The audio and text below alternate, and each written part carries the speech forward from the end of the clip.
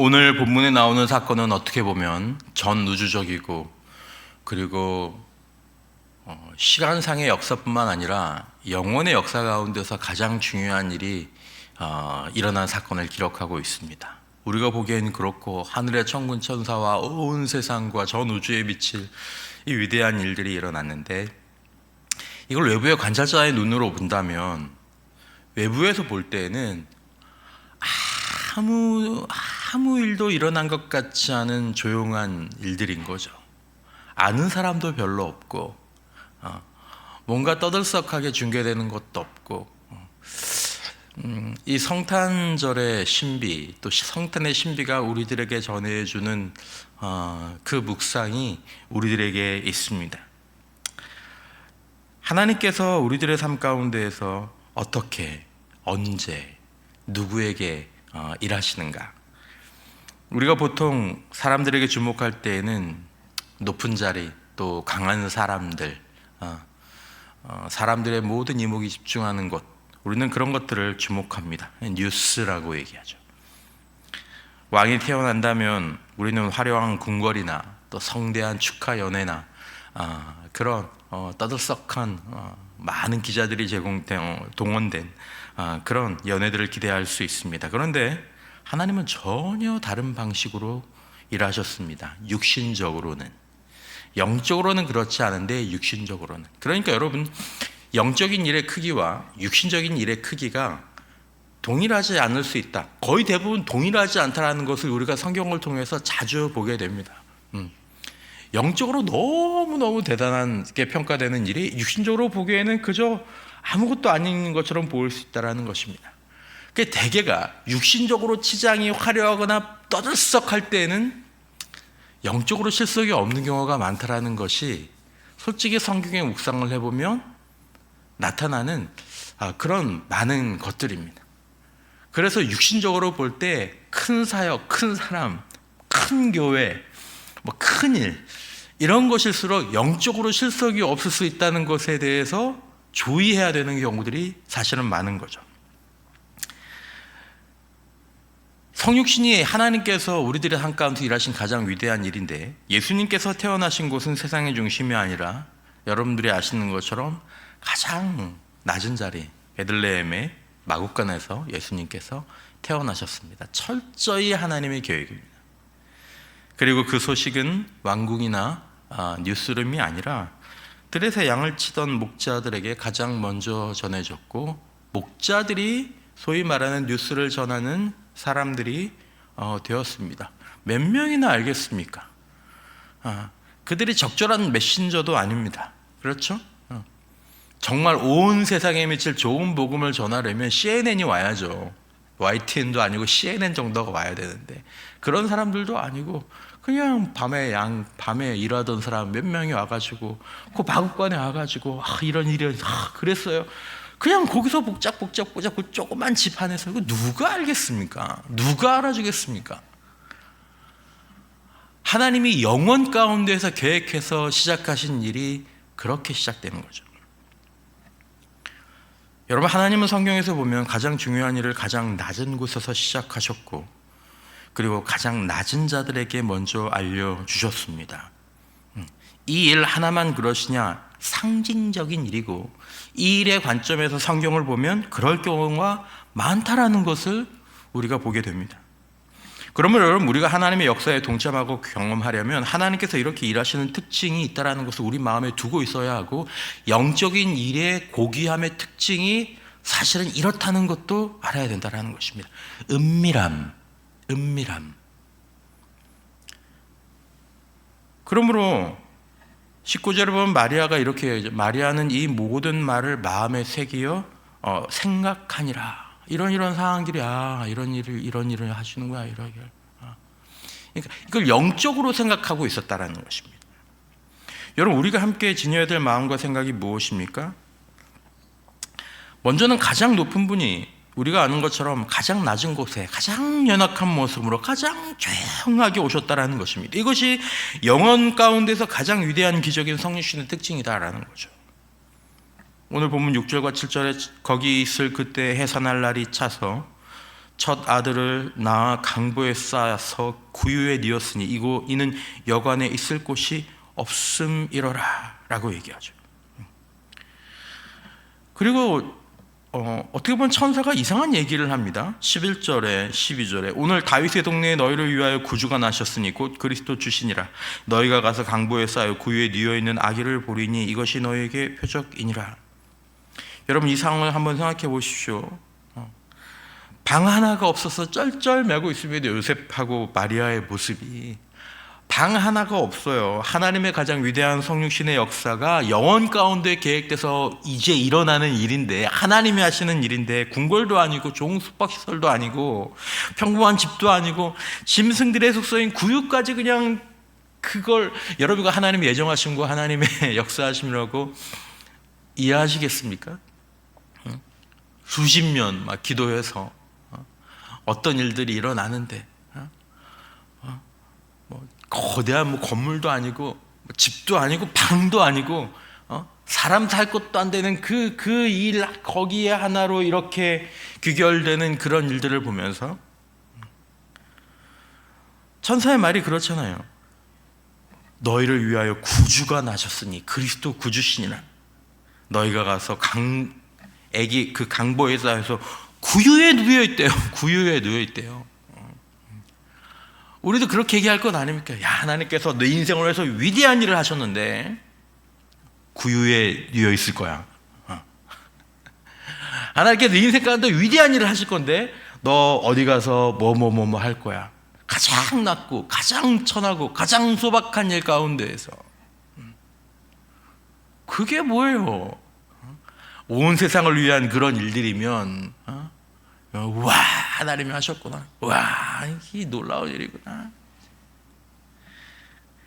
하나님의 위대한 역사가 가장 위대한 역사가 시작한 방식입니다. 예수님은 왕궁이 아니라 작은 마을의 마구간에서 태어나셨고, 그리고 그 일들이 이루어지는 이 모든 과정은 사실은 단순한 순종이 동반되어서 이렇게 일어나는 거죠. 하나님은 사람의 눈을 신경 쓰지 않으십니다. 하나님께서 신경 쓰시는 건 다른 것에 있는 거죠. 여러분, 우리가 만약에 커다란 것을 보면서 하나님의 뜻과 역사에 동참하고 순종하고 기대하려면 우리는 아마도 평생에 하나님의 제대로 된 역사에 동참하지 못하게 될 것입니다. 내 인생은 왜 이래? 내 기도는 왜 이래? 나는 왜 이래?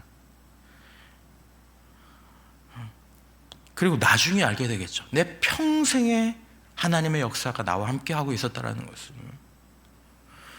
여러분, 작은 순종이 하나님의 큰 계획을 이루는 시작이 됨을 우리가 기억할 필요가 있습니다. 이것들은 되게 사소해 보이고 이것들은 어떻게 보면 작아 보이지만 그것이 하나님 나라의 큰 기적을 이루는 하나님이 받으시는 가장 귀한 시작이 될 수도 있다는 것입니다. 그러므로 여러분, 무슨 일이냐가 절대로 중요하지 않습니다. 중요한 건 어떤 태도로 그 일을 하느냐가 사실은 영적으로 정말 중요한 일입니다. 그래서 끊임없이 하나님께서 사람들에게 말씀하시는 기준이 무엇입니까? 내가 작은 일에 충성하였으니 큰 일을 너에게 맡기겠다. 그 큰 일을 맡기는 시점이 이 땅이 아닙니다. 주님 나라입니다, 사실은.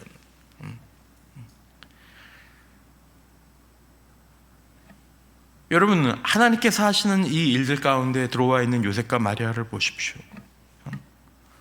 일정에 얼마나 위대한 그 구약의 모든 그리스도에 대한 예언들이 누가복음 1장에서 엘리사벳에게 그리고 마리아가 또 사가랴가 막 쏟아내지 않습니까?